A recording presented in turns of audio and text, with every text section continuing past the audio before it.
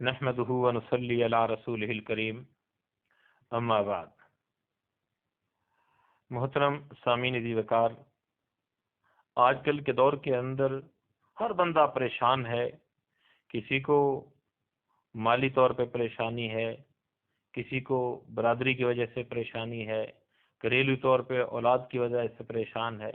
کئی لوگ اس لیے پریشان ہیں اولاد بڑی ہو گئی، ان کے رشتے نہیں آ رہے۔ کئی لوگ اس لیے پریشان ہیں اولاد ان کے ہاں ہے ہی نہیں، انہیں اللہ کریم نے ابھی تک اولاد نصیب نہیں فرمائی۔ کئی لوگ ایسے ہیں جن کے پاس روزگار نہیں ہے، اس وجہ سے پریشان ہیں۔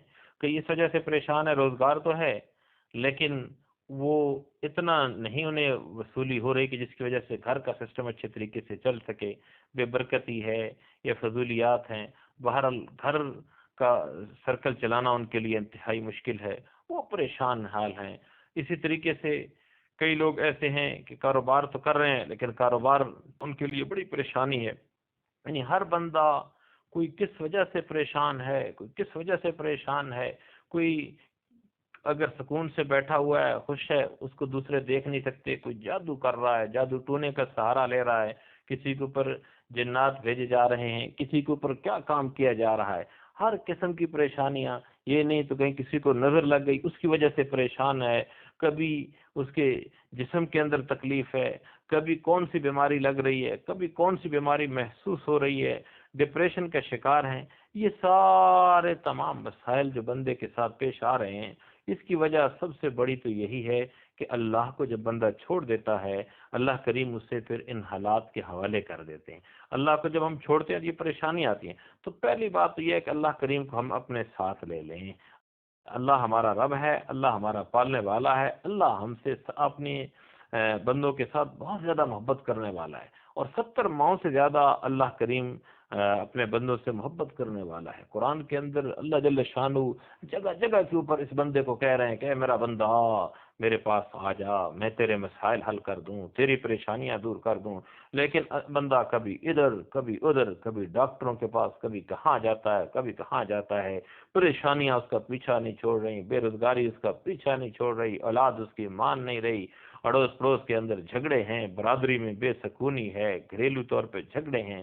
ان ساری چیزوں کا حل یہی ہے کہ بندہ اللہ کے ساتھ اگر اپنا تعلق بنا لے، یہ سارے معاملات حل ہو سکتے ہیں۔ تو بہرحال میں نے سوچا کہ ان حالات کے اندر ایک مسنون وظیفہ ہے کہ یہ مہنگائی کا طوفان، یہ ساری چیزیں ہیں کہ اس کے اندر کیسے ان سے بچا جائے۔ تو اللہ کے محبوب نبی کریم صلی اللہ علیہ وسلم چند چیزوں کا اہتمام فرماتے تھے، تو آپ حضرات سے بھی گزارش یہی ہے کہ اس کا اہتمام فرمائیں، پھر دیکھیں کہ کس طریقے سے اللہ کریم کی ذات اپنی رزق کی بارش ہمارے اوپر برساتی ہے، کس طریقے سے مسائل دور فرماتی ہے، کس طریقے سے زندگی کے اندر سکون آتا ہے۔ اس کے لیے صرف 3 کام کرنے ہیں۔ اس کے لیے ہم نے کتنے کام کرنے ہیں؟ صرف 3 کام کا اہتمام فرمائیں، اللہ کریم کی ذات سارے مسائل کو دور فرما دے گی۔ تو محترم سامعین، وہ 3 کام سماعت فرما لیں۔ پہلا کام یہ ہے کہ ہر فرض نماز کے بعد، یعنی اس کے اندر یہ چیز تو مومن جو ہے وہ فرائض کا تو پابندی کرتا ہے، تمام کرتا ہے، اور اسے کرنا بھی چاہیے۔ اگر حج فرض ہے تو اسے ہر حال میں ادا کریں، زکوٰۃ فرض ہے اس کا اہتمام کریں، اور صدقات کا بھی اہتمام فرمائیں۔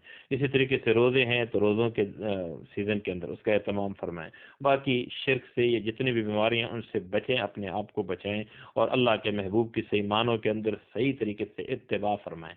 اب جو بات جس کی طرف میں نے آنا ہے، پہلا کام یہ ہے کہ ہر فرض نماز کے بعد درود شریف پڑھیں، اور اس کے بعد سورہ فاتح جو ہے وہ 3 بار پڑھ لیں۔ سورہ فاتح 3 بار پڑھ لیں، اور اسی طریقے سے یہ 5 نمازوں کے بعد پڑھنی ہے۔ پہلے درود شریف پڑھ لیں 1 بار یا 2 بار، 3 دفعہ پڑھ لیں یا 1 دفعہ پڑھ لیں درود شریف، درود ابراہیمی پڑھ لیں، کوئی بھی مسنون درود شریف پڑھیں، اور پھر اس کے بعد آپ سورہ فاتح یہ 3 دفعہ اس کا اہتمام فرما لیں۔ اسی طریقے سے پھر آیت الکرسی، آیت الکرسی بھی 3 دفعہ پڑھ لیں۔ ہر فرض نماز کے بعد 3 بار آیت الکرسی پڑھ لیں، اور آخری 3 کل جو ہے وہ ہر فرض نماز کے بعد 3 بار پڑھیں، اور آخر میں پھر 1 بار درود شریف پڑھ لیں، اور اس کا اہتمام فرمائیں۔ اگر 3 دفعہ نہیں کر سکتے تو کم از کم 1 دفعہ کا معمول رکھیں۔ آپ معمول رکھیں گے، کچھ دن اس کی پابندی کریں گے، تو انشاءاللہ العزیز سارے مسائل جو ہیں، ان کی جتنی پریشانیاں ہیں، جتنے بادل ہیں، یہ چھٹ جائیں گے، پریشانیاں دور ہو جائیں گی، زندگی کے اندر خوشحالی کا دورہ ہوگا، خوشحالی کا جو ہے ایک سسٹم چل پڑے گا۔ شرط یہ ہے کہ اس کا اہتمام کریں، اس کا اہتمام فرمائیں گے تو جادو اگر ہے تو ختم ہو جائے گا، اور اگر نہیں ہے تو اللہ کریم اس سے حفاظت فرمائیں گے، نظر بد سے اللہ کریم اس کی وجہ سے حفاظت فرمائیں گے۔ اسی طریقے سے مالی طور پہ پریشانیاں اللہ انہیں دور فرمائیں گے، کاروباری پریشانیاں اللہ انہیں دور فرمائیں گے، اولاد کی پریشانیاں اللہ انہیں دور فرمائیں گے، اسی طریقے سے روزگار کے اندر کوئی پریشانیاں اس کو اللہ دور فرمائیں گے، ہر قسم کی پریشانیاں اللہ کریم دور فرمائیں گے۔ برادری کے اندر جھگڑے ہیں، گھر کے اندر آپس میں میاں بیوی کے اندر نا اتفاقی ہے، یہ ساری چیزیں دور ہو جائیں گی۔ اس کے لیے شرط یہی ہے کہ اس کا اہتمام فرمائیں اور کوشش کریں کہ ان کے ترجمے کے ساتھ اہتمام اگر کریں گے، ہمیں سمجھ آ کے اس طریقے سے پڑھ رہے ہیں تو اس کا اور فائدہ ہوگا۔ بل اس کا ہم اہتمام فرمائیں گے تو اللہ کریم کی طرف سے خصوصی نصرت، خصوصی مدد آئے گی، جس کی وجہ سے ہمارے تمام مسائل حل ہو جائیں گے اور زندگی کے اندر خیر و برکتوں کا دورہ ہوگا، سما ہوگا۔